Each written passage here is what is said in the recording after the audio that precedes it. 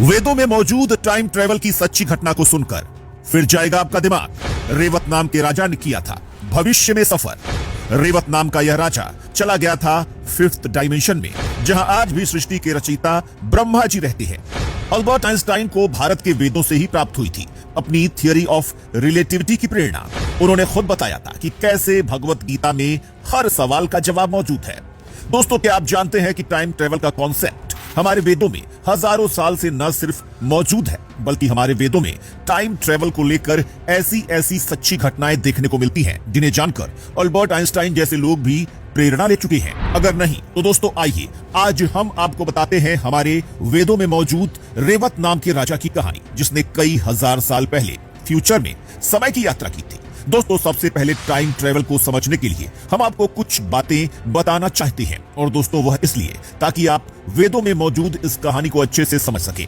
असल में दोस्तों, जहां आप और मैं रहते हैं यानी पृथ्वी पर समय अलग तरीके से यानी अलग गति से चलता है, और दूसरे सौर मंडल में समय अलग गति से चलता है। और दोस्तों, हमारी इस दुनिया को 3 डायमेंशनल बताया जाता है। और दोस्तों, अल्बर्ट आइंस्टाइन का कहना था कि समय चौथा आयाम है। जी हाँ दोस्तों, और इस चौथे आयाम की गति इस बात पर निर्भर करती है कि कोई आदमी कितनी गति से सफर कर रहा है। आइए दोस्तों आपको थोड़ी सरल भाषा में समझाते हैं। दोस्तों, मान लीजिए कि आप एक ऐसी ट्रेन में जा रहे हैं जिसकी रफ्तार प्रकाश की रफ्तार यानी 3 लाख किलोमीटर प्रति सेकेंड है। अब दोस्तों सोचिए कि आपको अपने पास से गुजरने वाली चीजें कैसी दिखाई देंगी।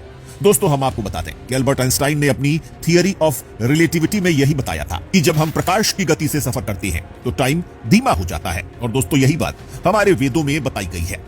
दोस्तों, फर्क बस इतना है कि ये बात हमारे धार्मिक ग्रंथों में कई हजार सालों से मौजूद थी और हमारे इस महान ज्ञान को आधुनिक लोग समझ ही नहीं सके।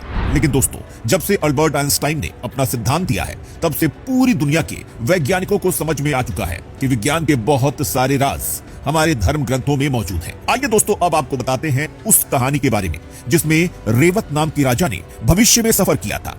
असल में दोस्तों, रेवत नाम का राजा अपनी बेटी रेवती की शादी के लिए एक अच्छा वर तलाश कर रहा था, और दोस्तों इसीलिए रेवत ब्रह्मा जी के लोक में चला गया। जी हाँ दोस्तों, वही ब्रह्मा जी जो फिफ्थ डायमेंशन में रहते हैं।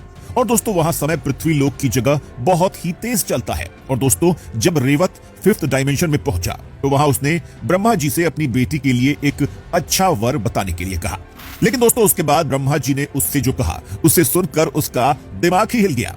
ब्रह्मा जी ने उसे बताया कि जब तुम यहाँ आए तब से लेकर अब तक पृथ्वी पर 4 युग पूरे हो चुके हैं, और जिन आदमियों की तुम बात कर रहे हो वो कई हजार साल पहले ही मर चुके हैं। ये सुनने के बाद रेवत का दिमाग हिल गया। उसे समझ में नहीं आया कि ये हो क्या रहा है। लेकिन दोस्तों, हम आपको बता दें कि वह 4 युगों को मिलाकर एक महायुग बनता है, और ब्रह्मा जी का 1 घंटा इन्हीं 4 युगों के बराबर होता है, क्योंकि दोस्तों ब्रह्मा जी फिफ्थ डायमेंशन में रहते हैं, इसलिए वहां टाइम की रफ्तार काफी गति से चलती है। जी हाँ दोस्तों, ठीक वही सिद्धांत हमारे वेदों में दिया गया है, जिसे अल्बर्ट आइंस्टीन ने 70-80 साल पहले ही दिया है, जबकि हमारे वेदों में कई हजार साल पहले इस बात को बता दिया गया था।